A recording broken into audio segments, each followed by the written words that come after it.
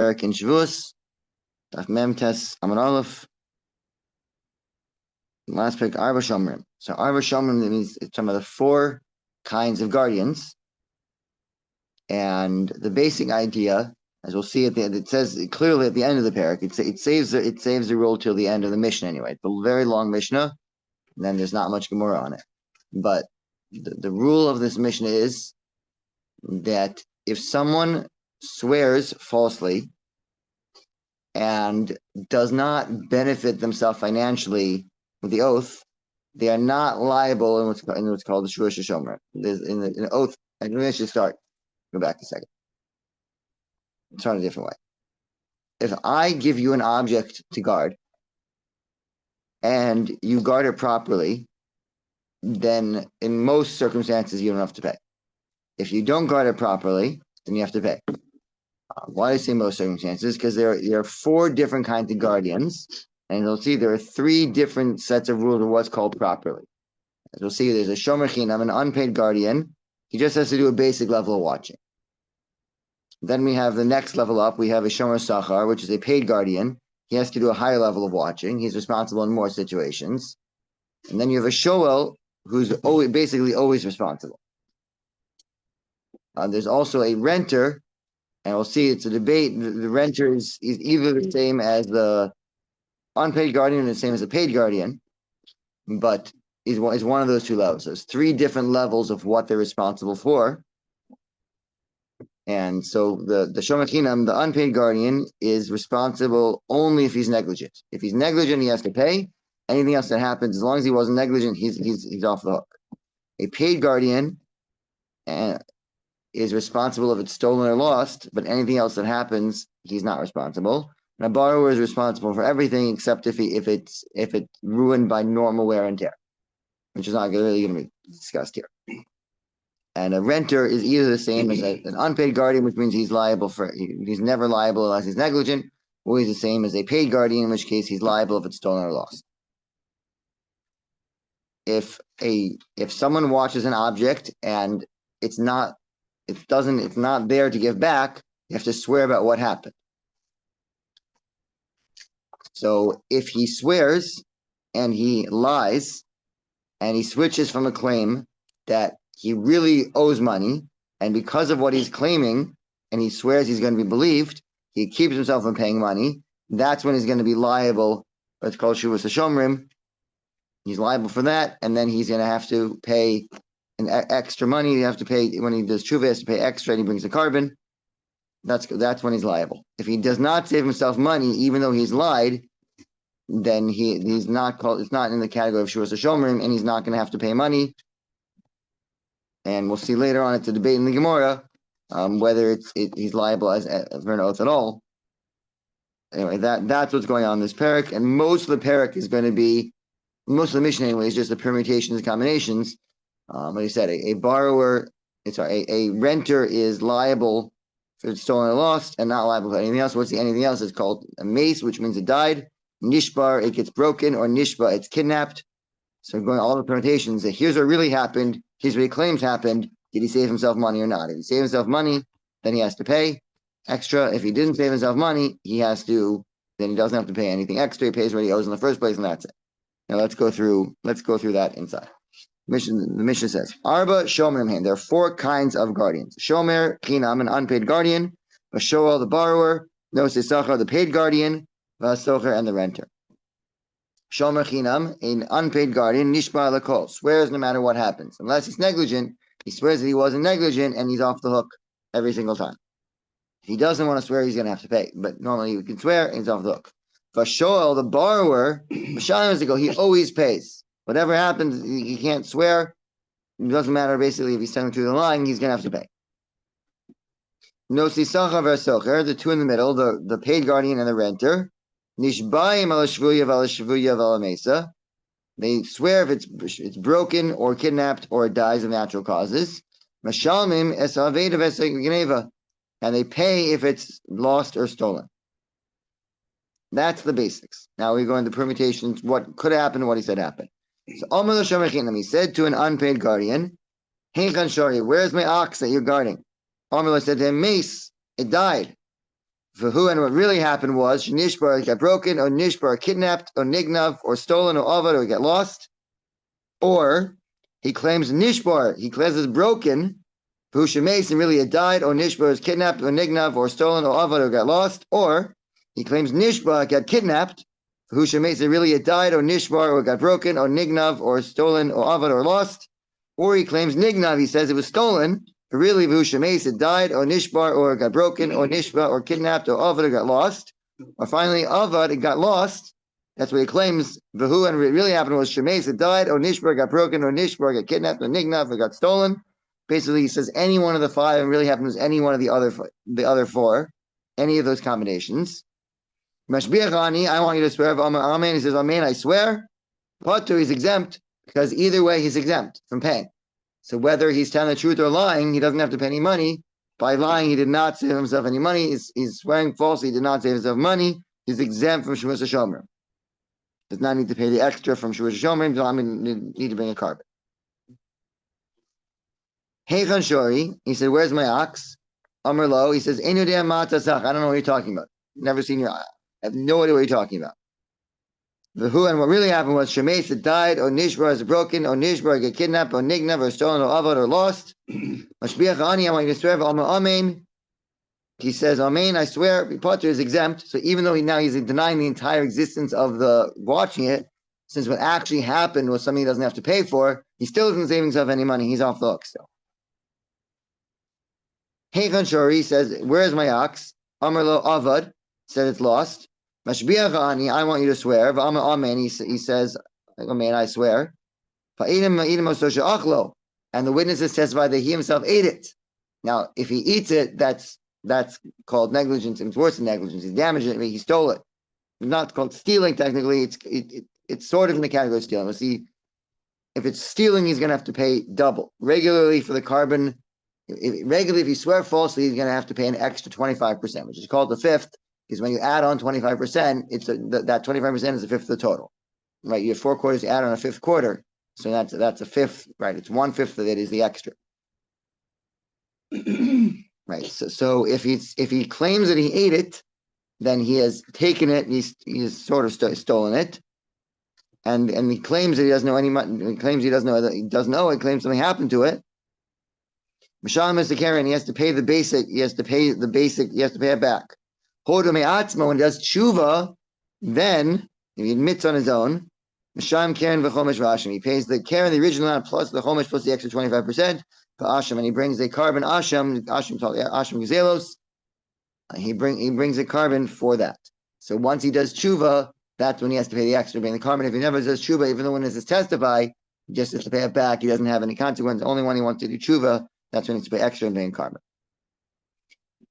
Heichan Shori, if he says, where's my ox? Amar Nignav, it was stolen from me. Mashbiach ani, I want you to swear. Amen, he says, Amen, I swear. But even and the witness says that he stole it. Why is it called stealing it here? Because the Torah says whenever you claim it was stolen to avoid paying, that's called you stole it. And the difference is a thief has to pay kefil. A thief has to pay double. So when he claims it was stolen from him by a thief who would have to pay double, and he's lying, and he saved himself money with this lie, now he has to pay double. So if the witnesses catch him, Masham Tashami Kefil, he has to pay double. Chodame Atzmo, if he admits on his own, Masham Karen V'chomesh V'asham, he pays the original amount plus 25%, and he brings the carbon asham. It's a debate. Does that mean if he admits before the witnesses come or even after the witnesses come?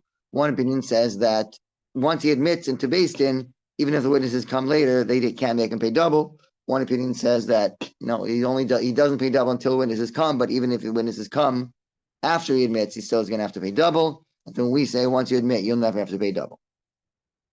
But anyway, he's caught lying and he ate it himself. He stole it because he said it was stolen. He stole it. He has to pay double. If he admits on his own, he pays an extra 25% and brings the carbon.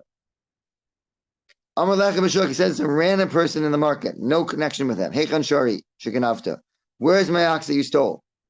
Hu Omer, he says, Lo Ganavti, I didn't steal. For eating me, eating so Sheganav. Well, the witnesses testify that he stole it. Still, in that case, Misham Tashum Kefil, he pays double. Stole even without here. There's no oath. There's no oath here because he stole it. A thief pays double regardless whether they swore or not.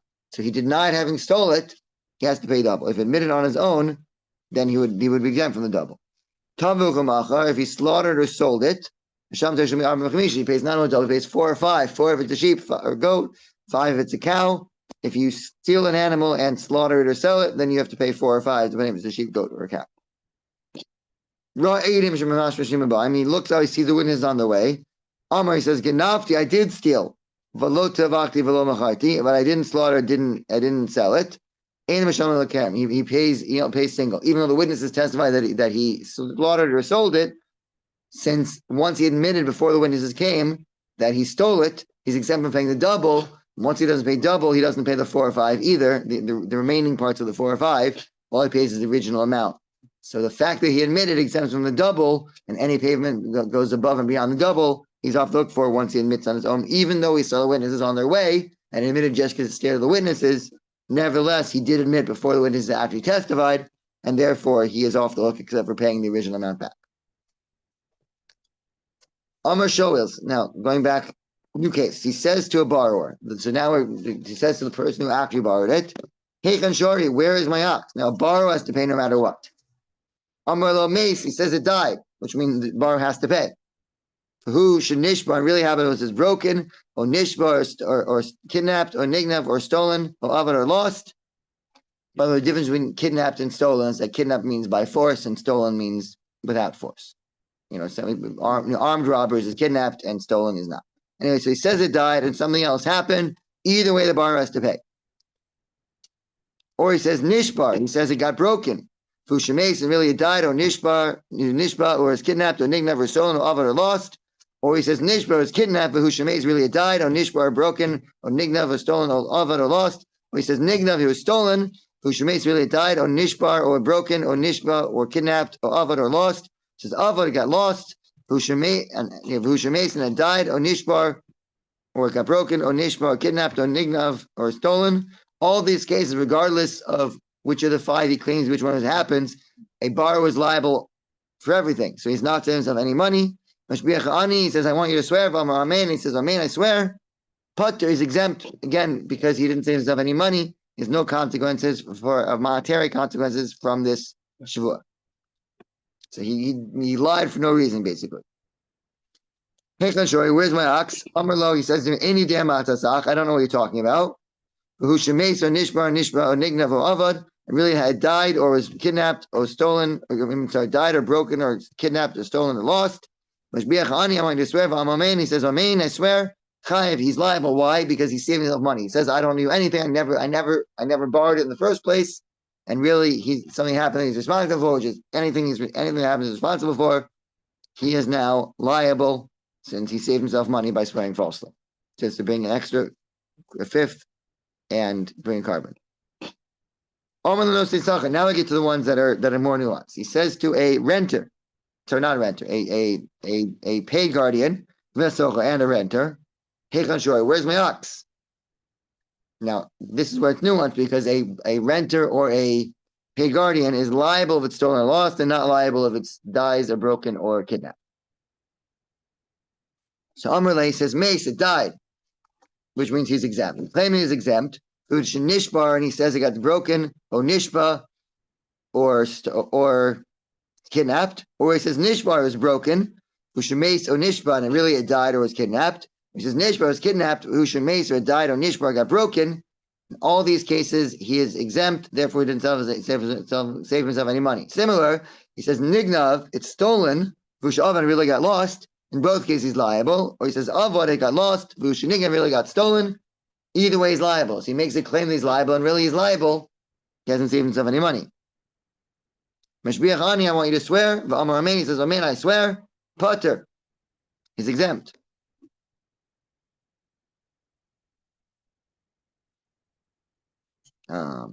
Mace, he says it died. O nishbar, he says it died or was broken or got kidnapped. And really was stolen or lost. So now he's claiming he's exempt, and really he's liable.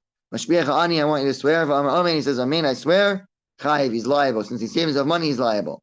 He says, Avod and Nignav, he says it was stolen or lost, which means he has to pay.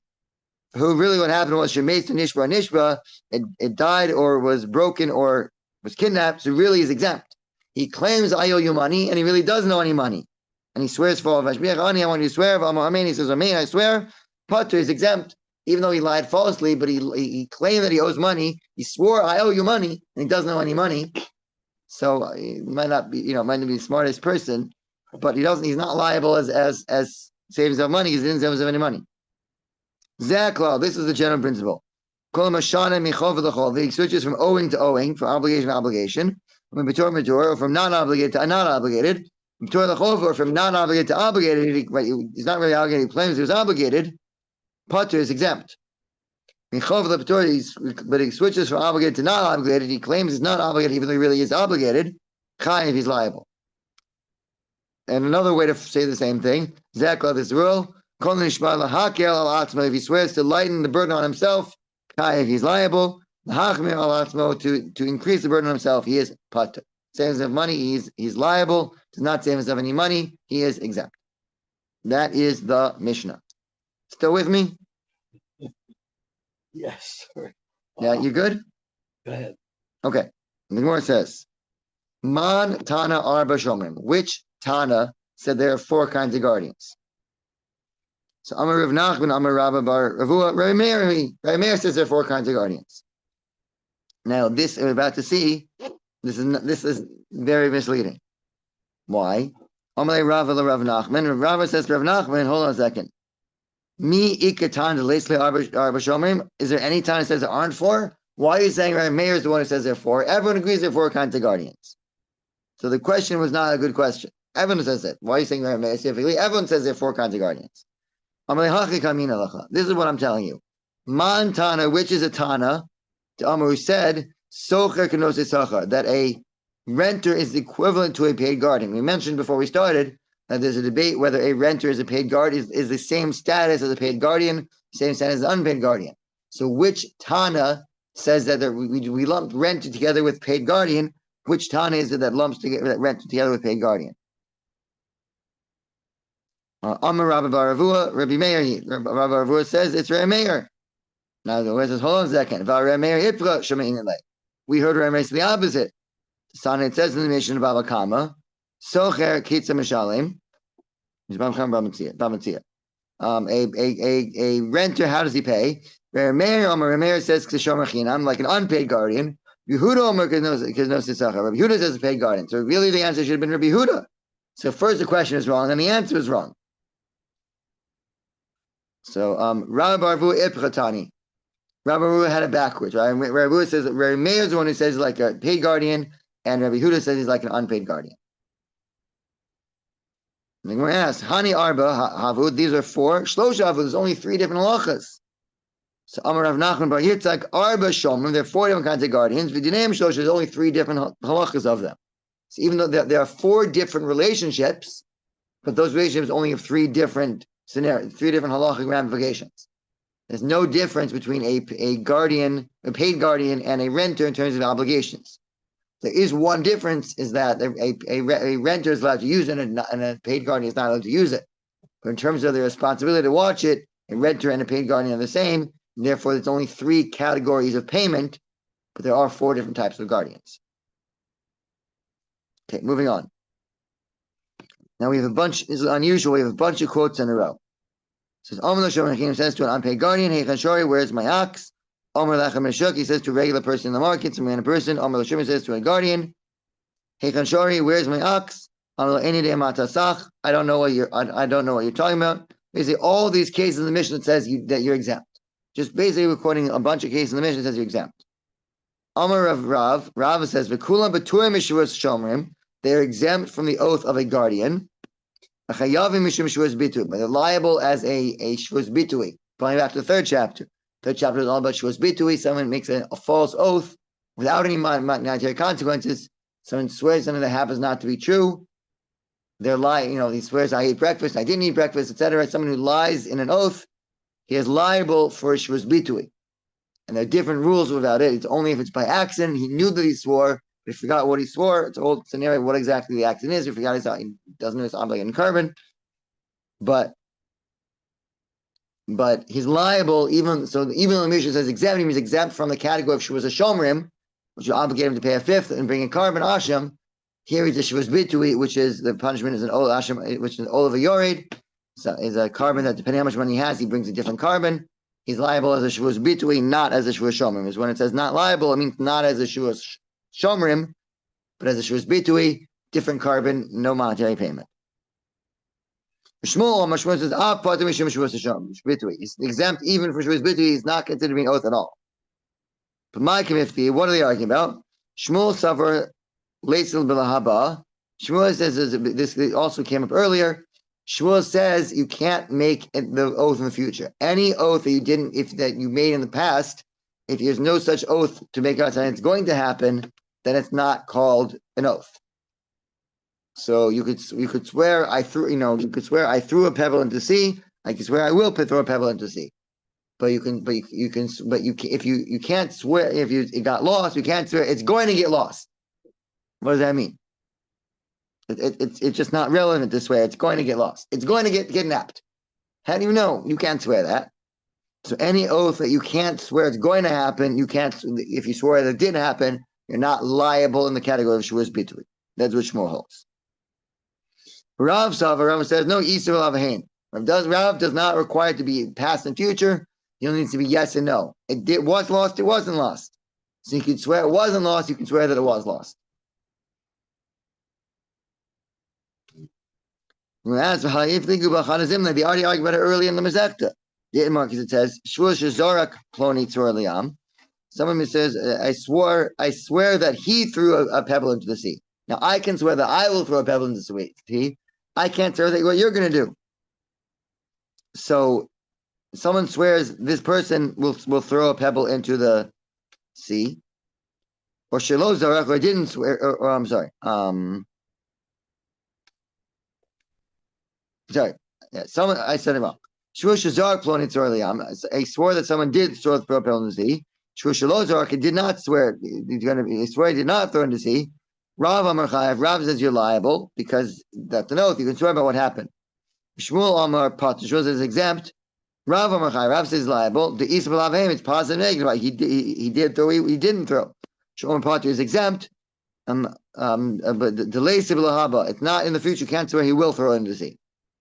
So why do we need to mention here by it was lost and it was stolen, etc.? Why do you have to mention that they're arguing there whether it's liable as a regular oath or not? It's necessary. Because they taught about it here. Rav only would say here that he's liable. He's swearing on his own. I'm sorry, but that one. So in the case of the pebble, maybe in the pebble that Rav says that you're liable if you swore about a person threw a pebble in the sea. That's you're liable because he's swearing on his own. But in our case about he says someone really lost, etc. The Beis Din makes him swear. He man admit to Shmuel not for the reason of Shmuel. Shmuel says anything that's not can't swear in the future, can't swear in the past.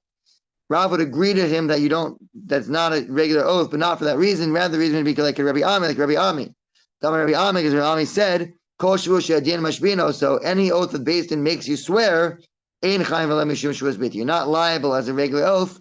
The fact that Beis Din made you swear, that exempt you from the oath category. The Yemar Bahan have only said in our case of the guardian, well, that's where Shmuel said you're exempt because of Rami. But in the case of throwing the pebble, then maybe he admits to Rav. Therefore, it's necessary to argue in both places. Good. Now let's go and investigate this case that we just said.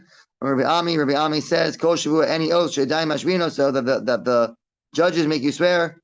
It's not considered to be a regular oath of expression. It's not a regular oath that you'd be liable for. Shema, the verse says, "O nefesh kisi shava," or an "O soul who swears." The Matei is time to express with lips me'atzmo. It's on his own. Reish Lakish, like Reish Lakish says, "Ki," the word "ki," shamesh ba'arba l'shon. So there's 4 different translations. E, which is if or when. Dilma is perhaps. Ella is rather. Taha is because. So ki here, ki means when. In this case, ki means when. When he will swear, when he chooses to swear. And since key here means when, it means optional. If he chooses to swear. If he chooses to swear, when it's up to him, it's optional for him. If he chose to swear, since if he chose to swear, it's up to him. As opposed to when Basin makes him swear, he's not liable.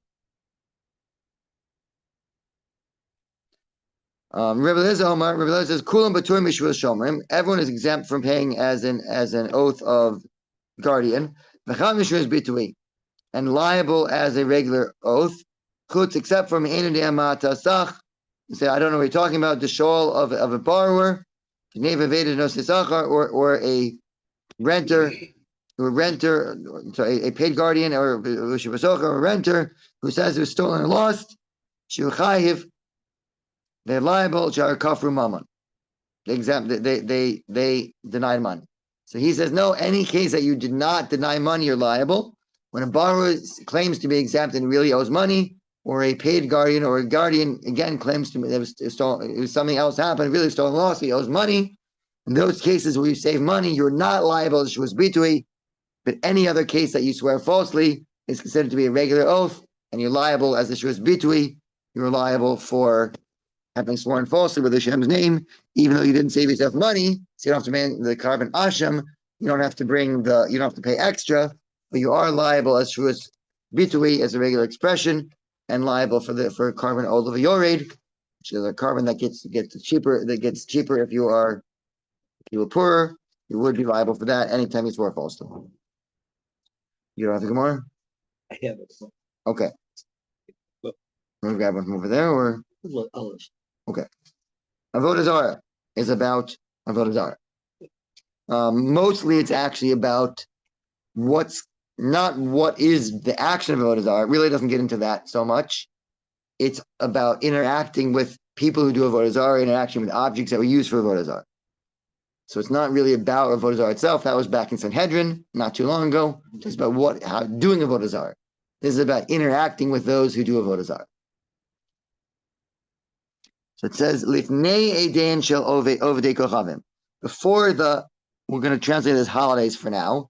For the holidays of idol worshippers, Shlosha Yamim, 3 days, the 3 days preceding their holiday. Asur laseis v'laseis imahem.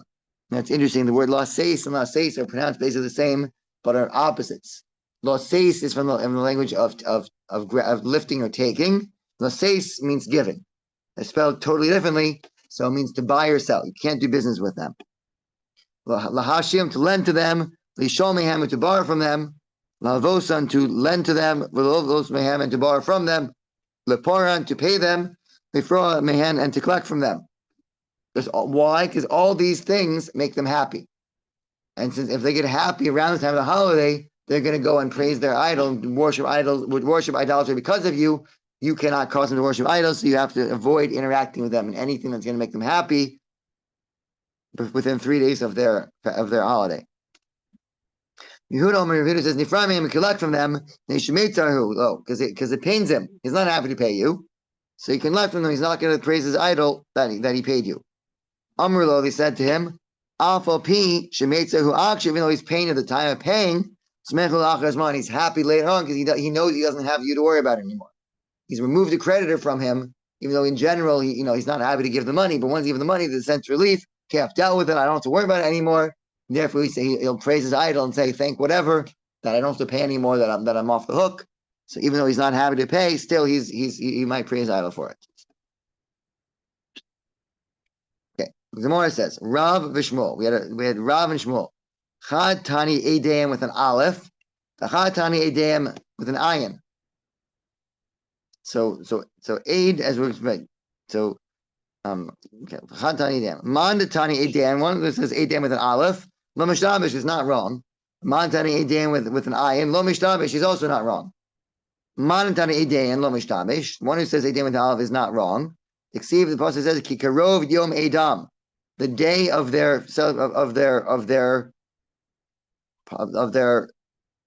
the designated day is coming. This is in Parshas Hazinu. It's saying don't you think the non-Jews are okay? Don't worry. Their day is coming. Their appointed day is coming. So aid it means appointed designation. The same word as moed, appointed day. In this case, it sounds like the day of their destruction. So it's sort of we're using it. Sounds like we're using it as a negative thing, but it means a designated day. So we can call it their designated day. And in the context of this pasuk in Hazinu, verse in Hazinu, that it's a negative thing. That's why we're referring to that.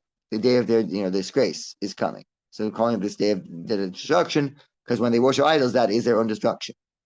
Manatan Eidem with an ayin, lo mishtabish is not wrong. The pasuk says, "Yitenu Eidem v'tzdugu." Give your testimonies of yourself and find yourself righteous. Meaning, we're right now reading this as a question.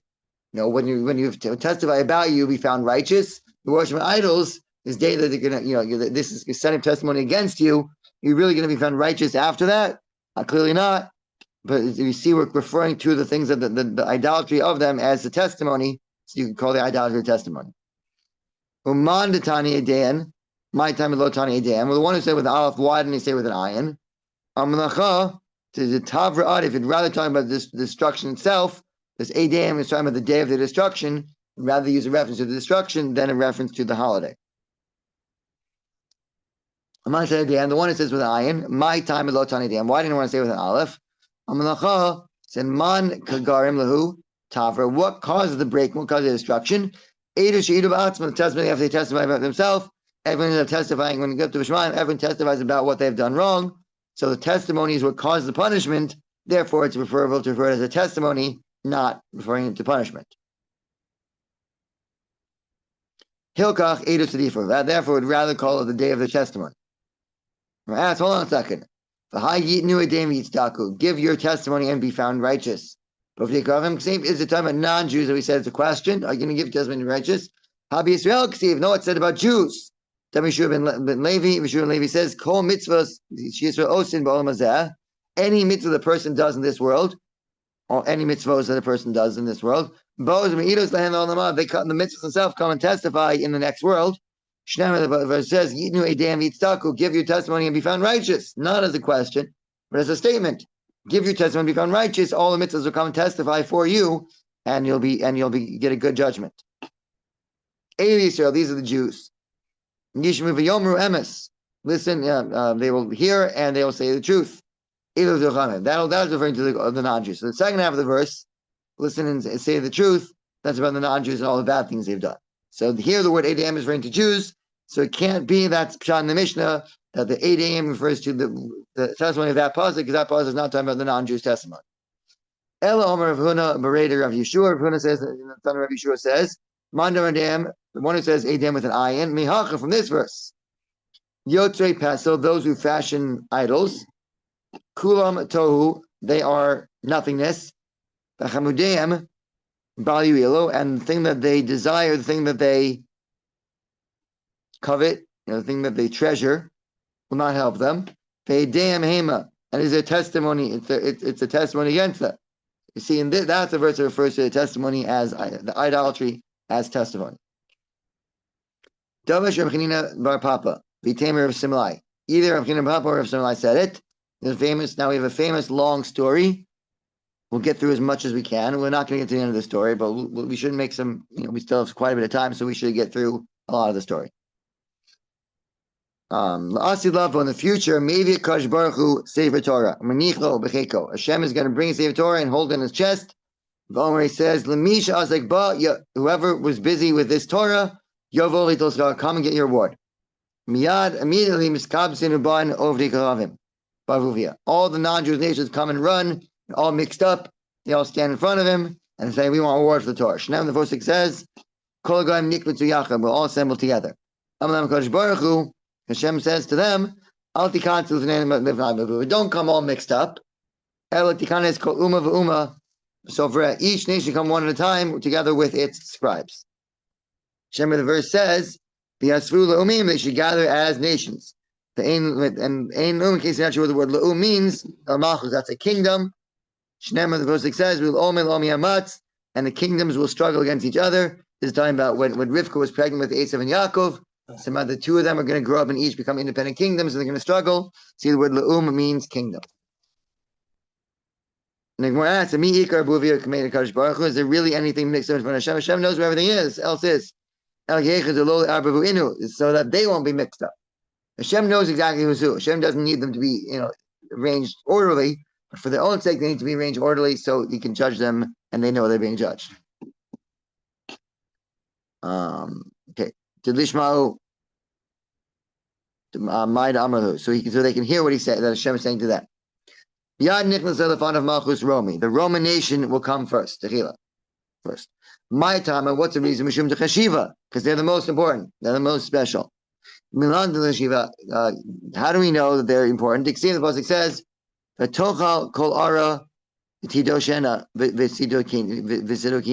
and they ate all the land, the whole land, and they threshed it. They basically destroyed it for Tidokena, and they ground it up. See that's referring to Rome. So that Rome is the powerful nation. Rabbi Yochanan is Romi Chayeves is liable. Shetiva Yotz B'Kol Olam. The whole world, their reputation spreads out the whole world. Literally, their coin, their stamp goes to the whole world. But it means they're recognizable. That their nation is recognized in the whole world. How do we know whoever is most important comes in first? Like Rav Chisda said, the Amar Rav Chisda said, Melech v'tzibor, you have a king and a community.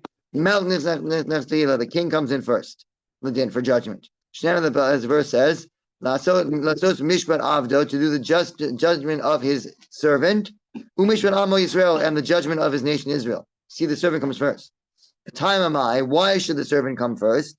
The king, in this case, the king come first. Ibois ema, if you want, you could say lav orach aretz, not derech eretz, not appropriate. The mesa machabrai, you have the king waiting outside in the hallway. So, okay, you king, you stand in the hallway. Let me deal with someone else first. No, you don't do that. Ibois ema, if you could say mikamid livosh charonah. Before Hashem gets angry, when all the bad people keep coming in one at a time, Hashem says, whatever, all this. King comes in, Hashem's already in a bad mood. Want the king to be there when Hashem's in a good mood still. So either way, Rome comes in first. Amar Lahem, he said to the Romans, Hashem says to the Romans, Maya Sektim, what were you busy with? Amar Lefonav, they said to him, the Baruch master of the world, Harbe Shvakim Tikninu, we made a lot of markets. Harbe Merchatzos Asinu, we made a lot of bathhouses. Harbe Kezav Zahav Hibenu, we brought in, we assembled a lot of silver and gold. We all did it for the Jews. Everything we did it for the Jews. She's asking with Torah, so they can be busy with the Torah. It says, Amar Lam, Hashem says back to him, Shotim Sherolam, fools of the world. Everything you did for yourself. You made markets, so you could set up houses of Wilbur fruit, in the markets. You set up bathhouses to beautify yourself in them. Kesef and silver and gold, the money, that's all mine. Hashem's verse says, Liah Kesef, Liah Zahav, to me is the silver, to me is the gold. And Hashem says, Hashem Tzavakos, Hashem of the hosts. Is anyone who could tell you this? Hashem, the verse says, Mi Mechem Yagidzos. Right? As the verse says, who of you will say this? Benzos el Torah. And what does it mean this? This is Torah. Shnemar, the verse says, V'zos Torah, this is the Torah, Asher Sam Moshe and Moshe put. So it says, anyone can tell you the real Torah you have, you don't have any Torah. Now, it seems funny. They're going to make a bold-faced lie. They're not lying. Everything they did to Jews who learn Torah. Why do they really make markets? They market so we can go find whatever we need. We can go to the store and find whatever we need. It doesn't take us time to go hunting for it, finding it, bartering. The markets that make it easy, we can go back and learn Torah. In bathhouses, we can just take a bath, get ourselves ready, go back and learn Torah. Money and gold, it's all there to support us so we can learn Torah. But that wasn't their intention.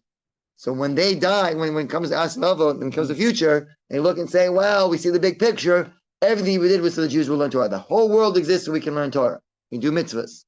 So we want credit for it. Said, you're right that everything you did was for Torah, but that was not why you did it. You didn't do it for that reason. You don't get any credit for it.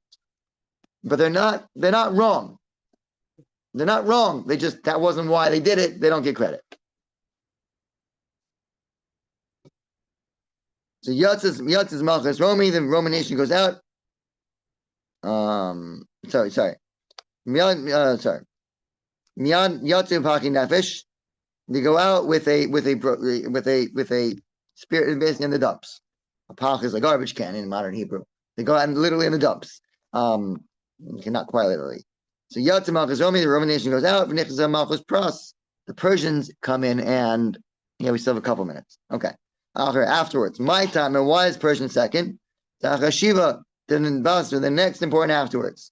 Minalan. How do we know? The pasuk says, "Aru chivra acharei tenina." This is in the dream of Nebuchadnezzar. Daniel's interpreting. So this is Daniel's own dream. It says the second animal the second animal came out and it's similar to a bear. Tani Rav Yosef taught Elu Parsim. This is referring to Persians. She'ochlim v'shos gedov. They eat and drink like a bear. And they're surrounded with flesh like a bear. They're overweight. Kanser gedov, and they're very hairy like a bear. And they don't rest like a dove. They're always moving around. So that's referring to Persians. Persians are the bear, and that's the second in Daniel's vision. First in the vision was Rome, and the second vision was the bear. And what were you busy with? On the fun of, he said to them, we made a lot of bridges. We conquered a lot of cities. We made a lot of wars. All did it for the Jews, so they can be busy with the Torah. Hashem says to them, same thing he did to Rome. Whatever you did for yourself. Where you made bridges, they told them mechas to take taxes. You conquered villages, you can collect workers from it. The Chamos wars, I made the war. Shnemer, Hashem ish melchama. I am a man of war. Again, klumi ish magidzos. Can anyone tell you this? Shnemer, who among you can say this? And this refers to Torah. Moshe. This is the Torah that Moshe put. Who among you can say what Torah they really have? And they immediately go out in the dumps. And I guess that's where we'll stop here. We're not done with the story. The story keeps going, but we're out of time. Yeah. I was very surprised you finished the whole previous. Did a Perek, and we did almost most of the next daf too. Did almost 2 daf today. Yeah. Wow.